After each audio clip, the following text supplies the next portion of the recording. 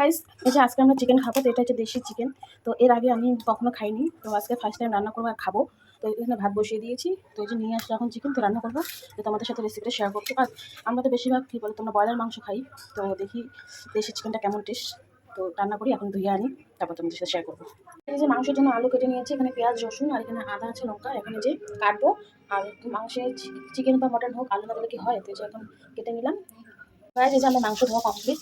আর এখানে যে পেঁয়াজ লঙ্কা আর এখানে আলুটা এখন ভেজে নেওয়া হবে। আর আদা রসুনটা পেস্ট করবো, আর আমি লঙ্কা কেটে দেবো আর শুকনো লঙ্কা ধুয়ে দেবো, তাই এটাকে এখন ভেজে নিই। কড়াইয়ে তেল দিয়ে দিয়েছি, এখন আলুটাকে ভেজে নেব।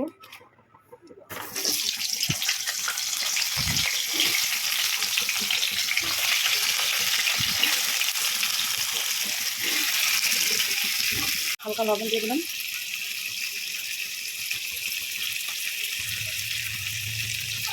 এখন হালকা হলুদ। এখন ভালো করে আমটাকে ভেজে নিচ্ছি।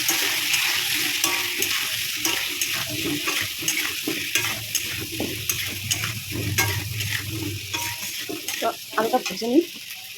তো এই যে আমার আলু ভাজা হয়ে গেছে, এখন আবার কড়াই একটু হালকা তেল দেবো পেঁয়াজটা লঙ্কা ভাজার জন্য। এই যে পেঁয়াজ আর লঙ্কাটা এখন ভেজে নিচ্ছি।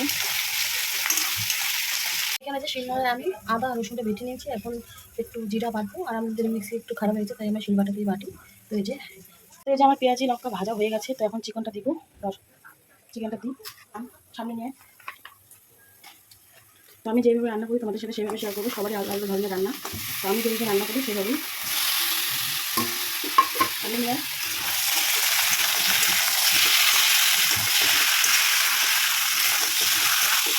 ফার্স্ট টাইম চিকেনটা অনেক খেতে, বেশি চিকেন আমরা খাই না বলতে গেলে। তখন ফার্স্ট টাইম রান্না করতে ফার্স্ট টাইম খাবো। আমরা বেশিরভাগ ব্রয়লার মাংস খাই।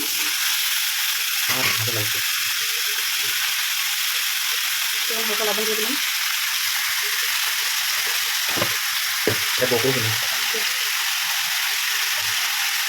হলুদ গুঁড়ো দিয়ে দিলাম, টমেটোটা ভালো করে মিক্স করে নিচ্ছি।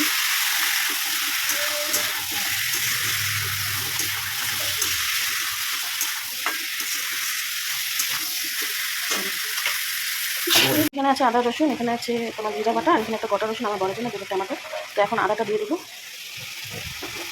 আদা রসুন দিয়ে দিলাম, পেস্টটা মিক্স করে নিচ্ছি, ভালো করে ভেজে নেবো।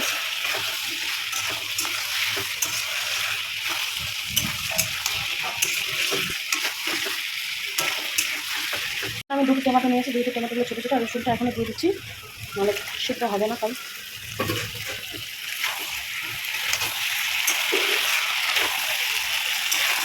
এখন জিরার গুঁড়োটা দিয়ে দিচ্ছি।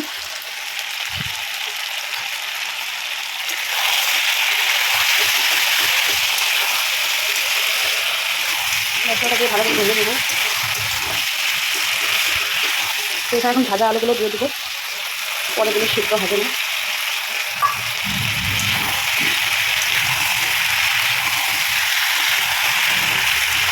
এখন ভালো করে কষিয়ে নেবো মাংসটা। তো দেখতে পাচ্ছ আমার অবস্থা। তো রান্না বান্না হবে, খাওয়া দাওয়া হবে, বাসন মাজা হবে, তারপর আরেকবার চান করবো। এখন 10:30টার মতো বাজে, আর আমাদের বাড়িতে খাওয়া দাওয়া লেটই হয়।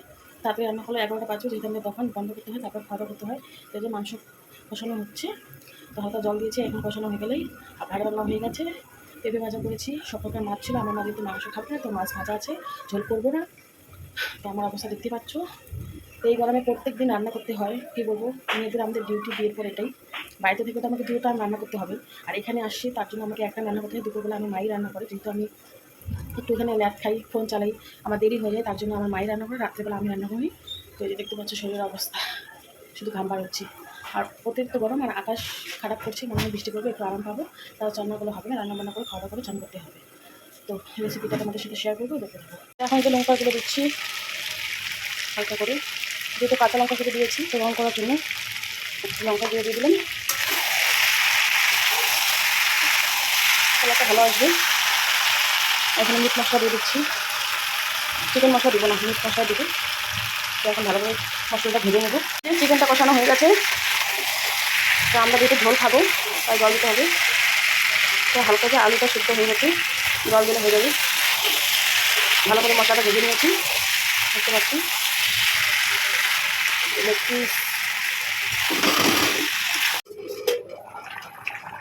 তো বললাম তোমাদেরকে আমি একটু ঝোল রান্না করবো, যেহেতু সবাই ঝোল খায়, ঝোল লাগে আমাদেরকে। তো এই যে ঝোলটা পাতলা হয়েছে, আর একটু গাঢ় হবে। তো এখন দিয়ে দেবো গরম মশলা। আর ধনে পাতা নেই যেহেতু, তাই ধনে পাতা দিতে পারলাম না, তাই উপরে যে গরম মশলা দিয়ে দিলাম। তো গরম মশলা দিয়ে নামিয়ে নেব। তো তোমরা কীভাবে খাও, কীভাবে বানাও অবশ্যই কমেন্টে জানিবে। আমি তো এইভাবে বানাই, এটা তোমাদের সাথে শেয়ার করলাম। সবাই অনেক ধরনের খায়, মানে বানিয়ে খায়, যেহেতু কষাটা বেশি ভালো। তো আমি যদি ঝোল লাগে তো আরেকটু ঝোলটা কমে যাবে, তারপরে নামিয়ে নেব। তো এই যে আমার ফাইনালি চিকেন রান্না করা কমপ্লিট। তো লাল লাল মাংসের ঝোল। তো এখন খেয়ে দেখতে লাগবে কেমন।